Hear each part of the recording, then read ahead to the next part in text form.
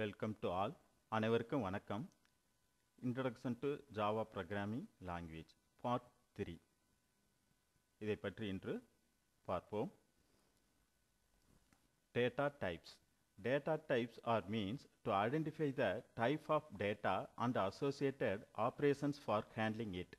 Every variable in Java has a data types. For this reason, Java is referred to as a strongly typed language. Data types specify the size and type of values that can be stored. There are two types of data types in Java. Primitive data types. The primitive data types include Boolean, char, byte, short, int, long, float, and double. Non-primitive data types. The non-primitive data types include classes, interfaces, and arrays. எந்த ஒரு Java லாங்குவேஜாக இருந்தாலுமே data types வந்து முக்கியம். அதை நம்ம வந்து கரெக்டாக specify பண்ணணும். வரக்கூடிய டேட்டா எது மாதிரி டைப் ஆஃப் டேட்டா அப்படின்னு பார்த்துட்டு அதுக்கு தகுந்தாப்புல டைப்பை கண்டிப்பாக ஸ்பெசிஃபை பண்ணணும். அந்த ஸ்பெசிஃபை பண்ணும்போது அதோட சைஸ், அந்த டேட்டாவோட சைஸை பார்த்து அதுக்கு தகுந்தாப்புல அந்த டேட்டா டைப்பை நம்ம கொடுக்கணும் அப்படிங்கிறது இந்த ஜாவாவில் நம்ம கண்டிப்பாக கொடுத்தாகணும். இதை டயக்ராமேட்டிக்காக அந்த டேட்டா டைப்ஸை பிரித்து காமிச்சிருக்கோம். ஒன்று வந்து பிரிமிட்டிவ், இன்னொன்று வந்து நான் பிரிமிட்டிவ். இல்லை ஃபஸ்ட்டு ஒன்று பிரிமிட்டிவ் எடுத்துக்கிட்டிங்கன்னா அதில் ரெண்டாக பிரிக்கலாம். ஒன்று பூலியன், இன்னொன்று நியூமெரிக். பூலியனில் ஒன்று தான் பூலியன் மட்டும்தான். நியூமெரிக் எடுத்துக்கிட்டிங்கன்னா ரெண்டாக பிரிக்கலாம். ஒன்று கேரக்டர், ஒன்று இன்டெக்ரல். இப்போ கேரக்டர்லையும் எடுத்துக்கிட்டிங்கன்னா ஒரே ஒரு டேட்டா டைப் தான் கேர். இதே இன்டெக்ரல் எடுத்துக்கிட்டிங்கன்னா டூ டைப்ஸாக பிரிக்கலாம். ஒன்று இன்டிஜர், இன்னொன்று வந்து ஃப்ளோட்டிங் பாயிண்ட். இன்டிஜரில் எடுத்துக்கிட்டிங்கன்னா ஒரு 4 டைப்ஸாக பிரிக்கலாம். ஒன்று வந்து பைட்டு, 2 ஷார்ட்டு, 3 இன்ட்டு, 4 லாங். இதே ஃப்ளோட்டிங் பாயிண்ட் எடுத்துக்கிட்டிங்கன்னா 2 டைப்ஸாக பிரிக்கலாம். ஒன்று வந்து ஃப்ளோட்டு, இன்னொன்று வந்து டபுள். எல்லாமே வந்து பிரிமிட்டிவ் டேட்டா டைப்ஸ். இதே நான் பிரிமிட்டிவில் எடுத்துக்கிட்டிங்கன்னா ஸ்ட்ரிங்கு, அரே, எக்ஸ்ட்ரா இன்னும் நிறையா சொல்லிகிட்டே போகலாம். இதில் இருக்குது. நெக்ஸ்ட் ஈக்குவல் ஃபார்மேட்டில் நம்ம ரெப்ரசன்டேஷன் பண்ணுவோம் பிரிமிட்டிவ் டேட்டா டைப்ஸை மட்டும். அதில் ஃபஸ்ட் ஒன் பைட்டு. இதோட ரேஞ்சை எடுத்துக்கிட்டிங்கன்னா -128லேருந்து 127 வரைக்கும் வேல்யூஸ் கொடுக்கலாம். இப்போ பைட்டு அப்படின்னு சொல்லிட்டு இப்போ பைட்டு ஏ அப்படின்னு வேரியபிள் டிக்ளேர் பண்ணிட்டீங்கன்னா அந்த ஏக்கு வேல்யூஸ் பார்த்தீங்கன்னா -128லேருந்து +127 வரைக்கும் உள்ள வேல்யூஸை கொடுக்கலாம். அப்போ அது மாதிரி இன்புட் வருது அப்படின்னா இந்த டேட்டா டைப்பை நம்ம டிக்ளேர் பண்ணணும். இதுக்கு பார்த்தீங்கன்னா மெமரி சைஸ் எவ்வளோ அலோகேட் பண்ணுதுன்னா 1 bytes. இல்லை இதோட எனக்கு ரேஞ்ச் அதிகமாக வேணும் அப்படின்னா நம்ம ஷார்ட்டுக்கு போகலாம். ஏன்னா ஷார்ட் வந்து 2 bytes. அதோட ரேஞ்சை பாருங்கள் -32768 to 32767 அந்த ரேஞ்ச் வரைக்கும் நம்ம வேல்யூஸை கொடுக்க முடியும். அப்போ இது மாதிரி இன்புட் வருதுன்னா அப்போ நம்ம ஷார்ட்டை சூஸ் பண்ணிக்கலாம்.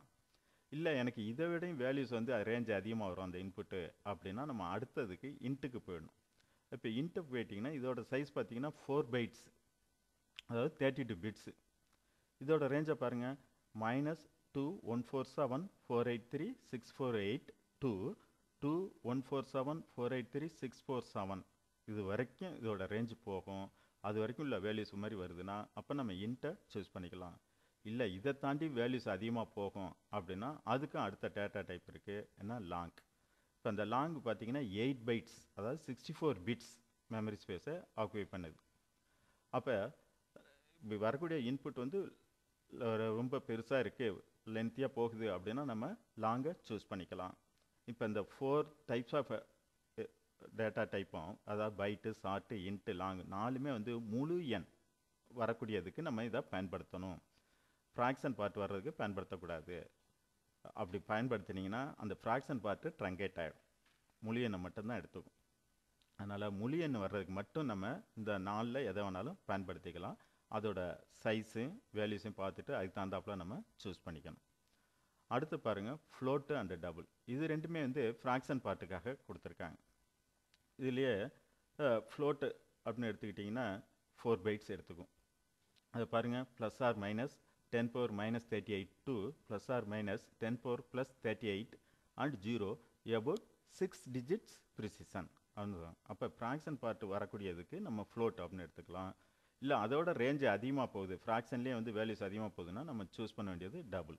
டபுளை சூஸ் பண்ணிங்கன்னா அதோட ரேஞ்சு அதிகமாக நமக்கு போகும். பாருங்கள் +or-10⁻308 to +or-10⁻308 and 0 about 15 digits precision அது வரைக்கும் போகும்.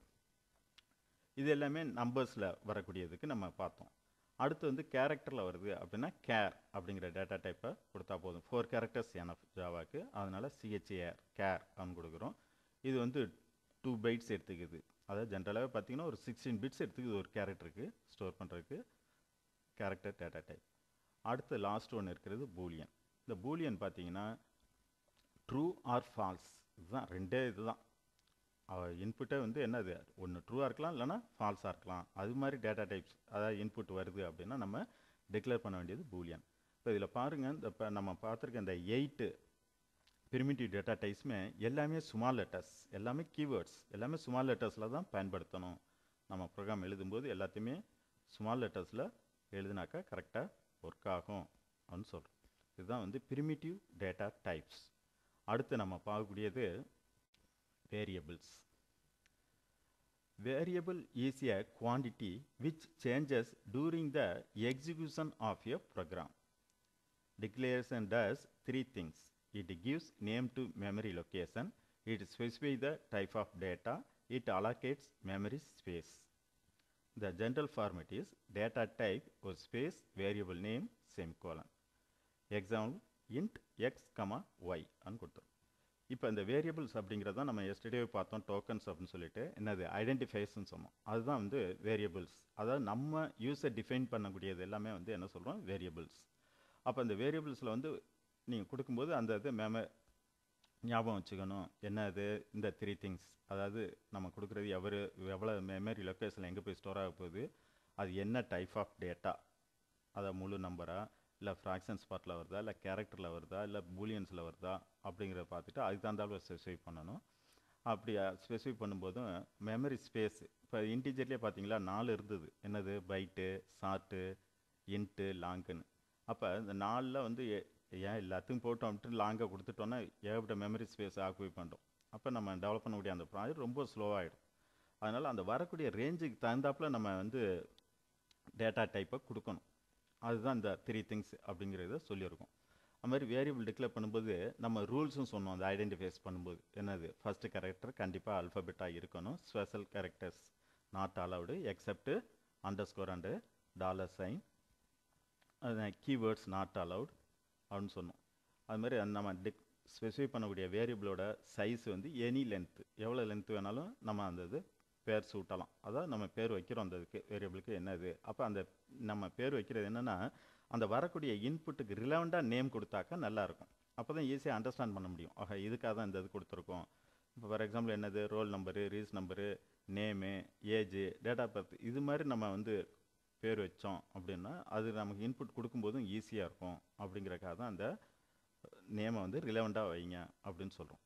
இதுதான் வேரியபிள்ஸுக்கு. இதுக்கு இதை டேரமெட்டிக்காக ரெப்ரசன்டேஷன்ஸ் பண்ணோம்னா எப்படி பாருங்கள். இப்போ இன்ட் ஏஜ் ஈக்குவல் டு 20 அப்படின்னு ஒரு வேரியபிளை டிக்ளேர் பண்ணியிருக்கோம்.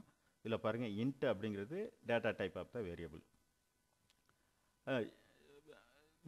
ஏஜ் அப்படிங்கிறது வேரியபிள் நேம், 20ங்கிறது வேல்யூ ஆஃப் த வேரியபிள்.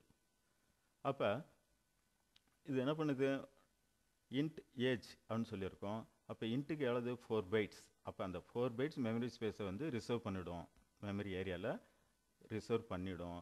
ஆனால் நீங்கள் ஸ்டோர் பண்ணுறது 2 digits தான், 20 அப்படின்னு சொல்லியிருக்கீங்க. இது வந்து அலோகேட் ஆகுது. இதெல்லாம் எப்போ இதில் இதாகுதுன்னா at the time of execution அப்படின்னு சொல்கிறோம். அப்போ எக்ஸிக்யூஷன் டயத்தில் எது யூஸ் ஆகும்னா memory RAM, random access memory. அப்போ அந்த ரேண்டம் அக்சஸ் மெமரியில் தான் அந்த வேல்யூஸ் வந்து டெம்பரரியாக ஸ்டோர் ஆகும். அதனால தான் அந்த ரேமை வந்து நம்ம அதிகமாக மெமரியை ஆக்குபை பண்ணோம்னா என்ன ஆகிடும், ஸ்லோ ஆகிடும். ஏன்னா ரேம் வந்து எந்த அளவுக்கு ஃப்ரீயாக இருக்கோ அந்தளவுக்கு ஃபாஸ்ட்டாக ஒர்க் ஆகும், பெர்ஃபார்மன்ஸும் நல்லாயிருக்கும். அப்படிங்கிறக்காக தான் இது கொடுத்துருக்கோம். அதுக்காக தான் இந்த டயரமெட்டிக் ரெப்ரசன்டேஷன்ஸும் உங்களுக்கு எக்ஸ்பிளைன் பண்ணியிருக்கோம். நெக்ஸ்ட்டு நம்ம பார்க்கக்கூடியது ரேப்பர் கிளாஸஸ் அப்படின்னு சொல்கிறோம். ரேப்பர் கிளாஸஸ் அப்படின்னு எடுத்துக்கிட்டிங்கன்னா பிரிமிட்டிவ் டேட்டா டைப்ஸ் 8 பார்த்தோம்ல, 8க்கும் ரேப்பர் கிளாஸ் இருக்குது. இந்த ரேப்பர் கிளாஸை நீங்கள் டைரெக்டாக யூஸ் பண்ண முடியாது, ரைட்டா. அது தேவையான இடத்துல நம்ம வந்து அந்த வேல்யூஸ் அப்படியே மாறாமல் மாற்றுறதுக்கு அந்த ரேப்பர் கிளாஸில் உள்ள மெத்தடை யூஸ் பண்ணி நம்ம மாற்றிக்கலாம், ரைட். இப்போ each primitive type has a corresponding type wrapper class. These classes are called boolean, byte, character, double, float, integer, long, and sort. Each type wrapper class enables you to manipulate primitive type values as object. These classes cannot manipulate variables of primitive types, but they can manipulate objects of the type wrapper classes because every class ultimately derives from object ன்னு சொல்கிறோம். இப்போ பாருங்கள் rapper class அந்த 8மே சொல்லியிருக்கோம். But இதில் எல்லாத்துலேயுமே first character capital letter. ஏன்னா இது ரேப்பர் கிளாஸ்ன்னு சொல்லிட்டோம்னாலே ஃபஸ்ட் கேரக்டர் கேபிட்டல் லெட்டர்னு சொன்னேன். அதனால தான் அதில் பாருங்கள் boolean B caps, byte B caps, character C caps, double D caps, float F caps, integer I caps, long L caps and short S caps. இப்படி தான் இது ரேப்பர் கிளாஸ் இப்படி தான் நம்ம பயன்படுத்தணும். இது எங்கே யூஸ் ஆகுது அப்படின்னு பார்த்தீங்கன்னா, யூஸ் ஆஃப் ரேப்பர் கிளாஸ் பார்த்தீங்கன்னா, change the value in method. Java supports only call by value. So if we pass a primitive value, it will not change the original value, but if we convert the primitive value in an object, it will change the original value. Second, serialization. We need to convert the objects into streams to perform the serialization. If we have a primitive value, we can convert it an object through the wrapper class. 3. Synchronization. Java synchronization works with the object in multi-threading. 4. Java util package. The Java util package provides the utility classes to deal with objects. 5. Collection framework. Java collection framework works with objects only. All classes of the collection framework, that is array list, linked list, vector, hash set, linked hash set, tree set, priority queue, array queue, etc. deal with objects only. இது எல்லாமே rapper class எங்கே நம்ம பயன்படுத்த போகிறோம் அப்படிங்கிறத சொல்லியிருக்கோம். பின்னாடி நம்ம ஒவ்வொரு இடத்துல பயன்படுத்துவோம், அப்போ இன்னும் தெளிவாக பார்க்கலாம். Next control structures. இப்போ நம்ம ப்ரோக்ராமை கட்டமைக்கிறோம், அதாவது வடிவமைக்கிறோம். அப்படி வடிவமைக்கும் போது அந்த ப்ரோக்ராமை கர்சர் என்ன பண்ணுவோம், ஒவ்வொரு லைனாக எக்ஸிக்யூட் பண்ணிட்டு வரோம். அப்படி எக்ஸிக்யூட் பண்ணும்போது நம்ம அந்த கர்சரை கண்ட்ரோல் பண்ணுறோம். கண்ட்ரோல் பண்ணி இந்த ஸ்டேட்மெண்ட் ரைட்டா, அப்போ இதை எக்ஸிக்யூட் பண்ணு, இல்லையா அடுத்ததுக்கு போ அப்படின்னு சொல்கிறதுக்கு தான் இந்த கண்ட்ரோல் ஸ்ட்ரக்சர்ஸ். அதை பயன்படுத்துகிறோம். In Java program is a set of statements and which are executed sequentially in order in which they appear. In that statements, some calculation have need of executing with some conditions, and for that we have to provide control to that statements. In other words, control statements are used to provide the flow of execution with condition. Control statements are used to transfer control from one statement in a program to any other statement.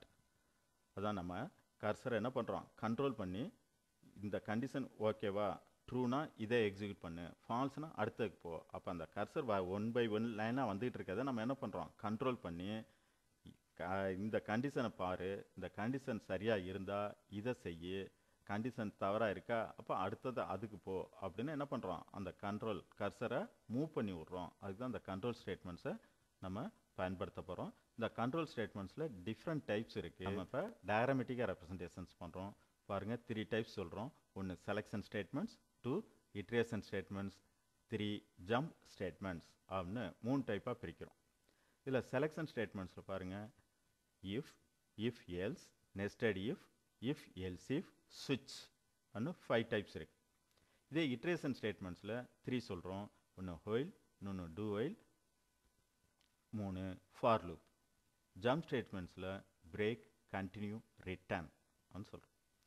இப்போ அந்த selection ஸ்டேட்மெண்ட்ஸ்னால் இப்போ cursor அப்படி வந்துக்கிட்டே இருக்குது, கண்டிஷனை check பண்ணுது, check பண்ணிட்டு சரியாக இருந்தால் இதை செய்ய, தவறாக இருந்தால் அடுத்ததை செய்ய, ட்ரூனா இதை எக்ஸிக்யூட் பண்ணு, இல்லைன்னா அடுத்ததை எக்ஸிக்யூட் பண்ணு அப்படின்னு சொல்கிறோம். அப்போ ஒரு தடவை போயிடுது. இதே ட்ரூவாக இருந்தால் இதை திரும்ப திரும்ப செய்யி அப்படின்னு சொல்கிறதுக்கு தான் இந்த இட்ரேஷன் ஸ்டேட்மெண்ட்ஸ். கண்டிஷன் இது ட்ரூவாக இருக்கா மறுபடியும் அதே செய், ட்ரூவாக இருக்கா மறுபடியும் அதே செய். அது வந்து நீங்கள் எத்தனை தடவை வேணாலும் செய்ய சொல்லலாம். 10 தடவை செய்ய சொல்கிறீங்களா செய்யும், இல்லை 100 தடவை செய்ய சொல்கிறீங்களா செய்யும், இல்லை 1000 தடவை செய்ய சொல்கிறீங்களா செய்யும், இல்லை 10,000 டைம்ஸ் எக்ஸிக்யூட் பண்ண சொல்கிறீங்களா செய்யும். அது நம்ம என்ன லிமிட்டு கொடுக்குறோமோ அது வரைக்கும் எக்ஸிக்யூட் பண்ணுறதுக்கு தான் இந்த இட்ரேஷன் ஸ்டேட்மெண்ட்ஸ். அதில் 3 டைப்ஸ், அதான் while, do while, for loop அப்படின்னு 3 டைப்ஸ் இருக்குது. இதில் எதை வேணாலும் நம்ம சுச்சுவேஷன் தந்தாப்புல பயன்படுத்திக்க முடியும், எதை வேணாலும் நம்ம பயன்படுத்திக்கலாம். அதுக்கு தான் இந்த 3 டைப்ஸ் கொடுத்துருக்காங்க, while, do while, for loop அப்படின்னு கொடுத்துருக்காங்க. அடுத்து பார்த்தீங்கன்னா ஜம்ப் ஸ்டேட்மெண்ட்ஸ். ஹெட்டிங்கே பாருங்கள், ஜம்ப். அப்போ நம்ம ஒரு இதை செஞ்சுக்கிட்டு இருக்கோம், லூப்பில் கொடுத்துருக்கீங்க, திரும்ப திரும்ப செஞ்சுக்கிட்டே இருக்குது. சரி, நமக்கு தேவையானது ரீச் ஆனதும் அதை விட்டு வெளில வரணும் அப்படின்னா அந்த பிரேக்கை யூஸ் பண்ணிக்கலாம். பிரேக்கை யூஸ் பண்ணிட்டிங்கன்னா நம்ம ரீச் ஆனதை வந்ததும் செக் பண்ணிவிட்டு அதோட பிரேக் ஆகி அந்த லூப்பை டெர்மினேட் பண்ணி வெளில வர்றதுக்கு தான் இந்த பிரேக் ஸ்டேட்மெண்ட். இல்லை நம்ம சொன்னது இன்னும் ரீச் ஆகலை அப்படின்னா திரும்ப திரும்ப சுத்த விடணும் அப்படின்னா அந்த கண்டினியூ ஸ்டேட்மெண்ட்டை பயன்படுத்திக்கலாம்.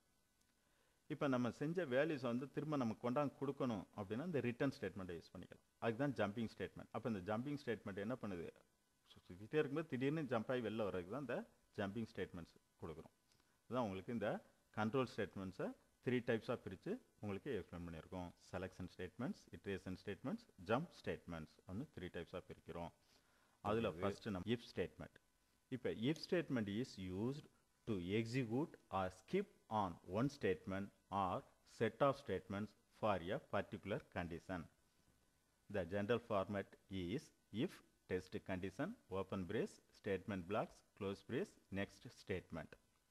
If the test condition is true, statement block will be executed. Otherwise, execution starts from the next statement. Answer. அப்போ இஃப் ஸ்டேட்மெண்ட்டு அந்த கண்டிஷனை பார்க்குது, கண்டிஷன் ட்ரூனா என்ன பண்ணுது, இந்த இதை எக்ஸிக்யூட் பண்ணுது, எது ஸ்டேட்மெண்ட் பிளாக்ஸ். இப்போ அந்த கண்டிஷன் வந்து ஃபால்ஸ் ஆகிடுச்சுன்னா ஆட்டோமேட்டிக்காக என்ன ஆயிடுது, நெக்ஸ்ட் ஸ்டேட்மெண்ட்டுக்கு போயிடுது. இப்போ இந்த இஃப் ஸ்டேட்மெண்ட்டுக்குள்ள ஒரே ஒரு ஸ்டேட்மெண்ட்டு மட்டும்தான் கொடுக்க போகிறோம் அப்படின்னா அந்த ஓப்பன் பிரேஸு க்ளோஸ் பிரேஸு நோ நீட், கொடுத்தாலும் தப்பு இல்லை, கொடுக்காம விட்டாலும் ஒர்க் ஆகும். இதே மோர் தென் ஒன் ஸ்டேட்மெண்ட்ஸ் வருது, அப்போ நீங்கள் பிரேஸ் கொடுக்காம விட்டீங்க அப்படின்னா அது ராங். அப்போ வந்து என்ன பண்ணணும், கண்டிப்பாக பிரேஸு யூஸ் பண்ணணும். ஓப்பன் பிரேஸ் க்ளோஸ் பிரேஸு நீங்கள் அந்த எல்லைகளை கொடுக்கணும், ஆரம்ப எல்லை எது, முடிவு எல்லை எது அப்படிங்கிறது கொடுத்தீங்கன்னா தான் அந்த ஸ்டேட்மெண்ட் பிளாக்கு ட்ரூ பிளாக்காக எடுத்துக்கிட்டு அது உள்ள எல்லாத்தையுமே செக் பண்ணும். இல்லைனாலே ஒரு ஸ்டேட்மெண்ட்டை எடுத்துகிட்டு அடுத்த ஸ்டேட்மெண்ட்டுக்கு போயிடும் நீங்கள் பிரேஸ் யூஸ் பண்ணலன்னா. அதனால தான் கண்டிப்பாக பிரேஸ் யூஸ் பண்ணணும். எது ட்ரூ பிளாக்குள்ளே எத்தனை ஸ்டேட்மெண்ட்ஸ் வேணாலும் நீங்கள் எழுதலாம், அதுக்கு ஓப்பன் பிரேஸ் க்ளோஸ் பிரேஸு கொடுக்கணும். இதுலேயே பாருங்கள், இந்த இஃப் ஸ்டேட்மெண்ட்லேயே டிஃப்ரெண்ட் டைப்ஸ் சொல்கிறாங்க. அடுத்து பார்த்தீங்கன்னா இஃப் எல்ஸ்.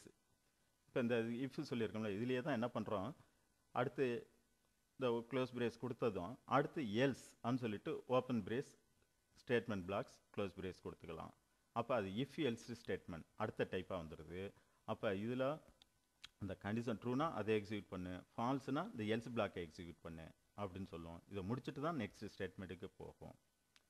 நெஸ்டட் இஃப் அப்படின்னு எடுத்துக்கிட்டிங்கன்னா ஒரு இஃபுக்குள்ளேயே இன்னொரு இஃப் எழுதினீங்கன்னா அது நெஸ்டட் இஃப். அப்போ இன்னர் இஃபை ஃபஸ்ட்டு ஃபினிஷ் பண்ணிட்டு தான் அவுட்டர் இஃபை அடுத்து ஃபினிஷ் பண்ணணும். அப்படி பண்ணிங்கன்னா அது கரெக்டு. இதே இன்னர் இஃபை ஃபஸ்ட்டு ஃபினிஷ் பண்ணாமல் அவுட்டர் இஃபை ஃபஸ்ட்டு ஃபினிஷ் பண்ணிட்டு அடுத்து இன்னர் இஃபை ஃபினிஷ் பண்ணிங்கன்னா அது ராங். அப்படி பண்ணக்கூடாது. நெஸ்டட் இஃப்னா ஒரு இஃப் அடுத்த இஃப் இப்படியே போகலாம். அதில் பார்த்தீங்கன்னா இன்னர் மோஸ்ட் இஃபை தான் ஃபஸ்ட்டு நம்ம க்ளோஸ் பண்ணணும். அப்படியே அடுத்தடுத்த இஃபை க்ளோஸ் பண்ணிக்கிட்டே வந்து தான் கடைசியாக தான் அவுட்டர் இஃபை நம்ம க்ளோஸ் பண்ணணும். இது வந்து நெஸ்டட் இஃப் அப்படின்னு சொல்கிறோம். இதுலேயே வந்து எல்ஸ் இஃப் லேடர்னு ஒன்று இருக்குது.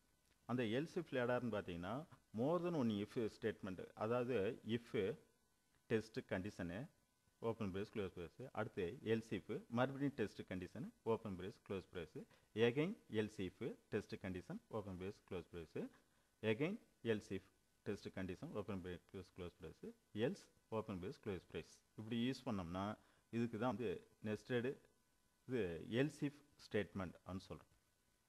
Else if statement. அப்போ மோர் தென் ஒன் கண்டிஷன்ஸை நம்ம மல்டி வேல செக் பண்ண முடியும் அப்படிங்கிறதுக்கு தான் இந்த எல்ஸ் இஃப் லேடர் நமக்கு பயன்படுது அப்படின்னு சொல்கிறோம். இதை வந்து ஃப்ளோ சார்ட் ரெப்ரசன்ட். இப்போ பார்த்தீங்கன்னா ஃபர்ஸ்ட்டு இஃப் ஸ்டேட்மெண்ட் முன்னாடி பிஃபோர் கர்சர் வருதா வந்து கண்டிஷனை செக் பண்ணுது.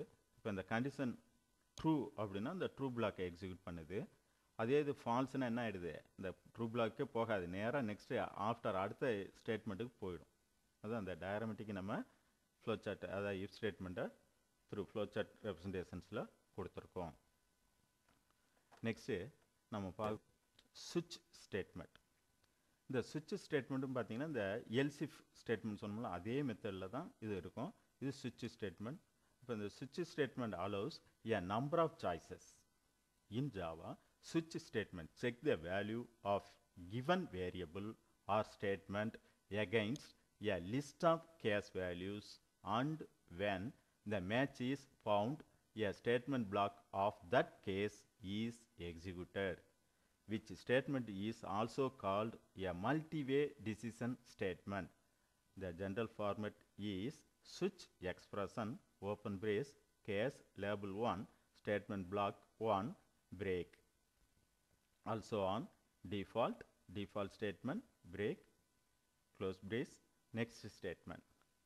இப்போ இந்த switch ஸ்டேட்மெண்ட் என்ன சொல்கிறோம், டிசிஷன் மேக்கிங் ஸ்டேட்மெண்ட் அப்படின்னு சொல்கிறோம். அதாவது முடிவு வந்து வரக்கூடிய வேல்யூ எப்படி இருக்குது. ஃபார் எக்ஸாம்பிள் இப்போ சுவிட்சில் வந்து எக்ஸ்பிரஷன்ஸ் இருக்கும், அதுக்கு வரக்கூடிய வேல்யூ 1 அப்படின்றதுன்னு வச்சுங்களேன். அப்போ கேஸ் 1 அப்படின்னு கொடுத்துருந்தோம்னா அப்போ அந்த ஸ்டேட்மெண்ட்டை அப்படியே எக்ஸிக்யூட் பண்ணும். எக்ஸிக்யூட் பண்ணிட்டு பிரேக்குன்னு கொடுத்தனால நம்ம என்ன சொன்னோம், ஜம்பிங் ஸ்டேட்மெண்ட்டு, அதை விட்டு அப்படியே ஜம்ப் ஆகிடுன்னு சொல்கிறோம். ஜம்ப் ஆகி நெக்ஸ்ட் ஸ்டேட்மெண்ட்டுக்கு வந்துடும். இதே வேல்யூ வந்து 2 இருக்குன்னா அப்போ கேஸ் 2 அப்படின்னு கொடுத்தோம்னா டேரெக்டாக அதுக்கு போயிடும். கேஸ் 2 போயிட்டு அதில் உள்ள பிளாக்கை அப்படியே எக்ஸிக்யூட் பண்ணும். அதில் பிரேக்கை கொடுக்கணும், பிரேக்கை கண்டிப்பாக கொடுக்கணும். கொடுத்தா தான் அந்த இது என்ன ஆகும், பிரேக் ஆகும். பிரேக் ஆகி வெளில வரும். இல்லைன்னா அடுத்தடுத்ததுக்கு போய்ட்டு எல்லாத்தையும் எக்ஸிக்யூட் பண்ணிட்டோம். நீங்கள் பிரேக்கை யூஸ் பண்ணலன்னா எல்லாத்தையுமே எக்ஸிக்யூட் பண்ணிவிடும். அதுக்காக தான் பிரேக் கொடுக்குறோம். அப்போ பிரேக் கொடுத்தாக்கா என்ன ஆகிடும், இந்த டிசிஷன் மேக்கிங் ஸ்விட்ச் ஸ்டேட்மெண்ட்டை விட்டு வெளில வந்து நெக்ஸ்ட் ஸ்டேட்மெண்ட்டுக்கு போயிடும். இப்போ நம்ம கொடுக்கக்கூடிய வேல்யூஸ் இப்போ வந்து ஃபார் எக்ஸாம்பிள் இப்போ 10ன்னு கொடுக்குறேன். 10 எதுவுமே இல்லை அப்படின்னா இந்த டிஃபால்ட்டுக்கு வந்துடும். அப்போ டிஃபால்ட் வந்து டிஃபால்ட் என்ன ஸ்டேட்மெண்ட்ஸ் கொடுத்துருக்கோமோ அதை எக்ஸிக்யூட் பண்ணிட்டு வெளில வந்துடும். அதுக்காக தான் இந்த டிஃபால்ட் ஸ்டேட்மெண்ட் அப்படின்னு நம்ம கொடுத்துருக்கோம். இதான் வந்து ஸ்விட்ச் ஸ்டேட்மெண்ட். அப்போ இந்த இஃப் ஸ்விட்ச் ஸ்டேட்மெண்ட் இது எல்லாமே என்ன சொன்னோம், செலெக்ஷன் ஸ்டேட்மெண்ட் அப்படின்னு சொல்கிறோம், இல்லைனா டிசிஷன் மேக்கிங் ஸ்டேட்மெண்ட் அப்படின்னு சொல்லலாம். இது எல்லாமே வரக்கூடிய அந்த கண்ட்ரோலை நம்ம என்ன பண்ணுறோம், அப்படியே பிரேக் பண்ணி ஒரு கண்டிஷன் கொடுக்குறோம். அந்த கண்டிஷனை செக் பண்ணு, இந்த கண்டிஷன் செக் பண்ணிவிட்டு இந்த கண்டிஷன் ட்ரூனா இந்த பிளாக்கை எக்ஸிக்யூட் பண்ணு, கண்டிஷன் ஃபால்ஸ்னா அடுத்த பிளாக்கு போ அப்படின்னு சொல்கிறதுக்கு தான் இந்த ஸ்டேட்மெண்ட்ஸை யூஸ் பண்ணுறோம். மொத்தம் என்ன அது செலெக்ஷன் ஸ்டேட்மெண்ட்ஸில் ஒரு 5 டைப்ஸ். அதாவது if else, nested இஃப்பு, else if ladder, ஸ்விட்ச் ஸ்டேட்மெண்ட். இந்த 5ல் நம்ம ப்ரோக்ராமுக்கு தகுந்தாப்புல எது தேவைப்படுதோ எது சூட் ஆகுதோ அதை நம்ம தான் பயன்படுத்தி ப்ரோக்ராமை கோடிங் கொடுக்கணும். ரைட்டா? இந்த ஸ்விட்ச் ஸ்டேட்மெண்ட்டை நம்ம ஃப்ளோசார்ட்டில் எக்ஸ்பிளைன் பண்ணியிருக்கோம். இப்போ ஸ்விட்ச் ஸ்டேட்மெண்ட் ஃப்ளோசார்ட் பாருங்கள். வரக்கூடிய எக்ஸ்பிரஷன் அது ஸ்விட்சில் வருது. கேஸ் 1 இருந்ததுன்னா அந்த 1க்கான பிளாக்கை எக்ஸிக்யூட் பண்ணும். இதே கேஸ் 2 இருந்ததுன்னா 2க்கான பிளாக்கை எக்ஸிக்யூட் பண்ணும். 3 இருந்ததுன்னா 3க்கு உள்ளதை எக்ஸிக்யூட் பண்ணும். இது எதுவுமே இல்லை அப்படின்னா டிஃபால்ட்டுக்கு வரும். டிஃபால்ட்டில் உள்ளதை எக்ஸிக்யூட் பண்ணிட்டு தான் நெக்ஸ்ட் ஸ்டேட்மெண்ட்டுக்கு போகும். இதுதான் ஃப்ளோசார்ட் ரெப்ரசன்டேஷன்ஸில் நம்ம கொடுத்துருக்கோம். ரைட், இப்போ நம்ம பார்த்தது ஸ்விட்ச் statement, nested if else, if statement அப்படிங்கிறத பார்த்துருக்கோம். இதோட இன்றைய கிளாஸை நம்ம முடித்துப்போம். மீண்டும் அடுத்த கிளாஸில் சந்திப்போம். பார்ட் 3 முடிவுற்றது. பார்ட் 4ல் மீண்டும் சந்திப்போம். நன்றி. Thanks to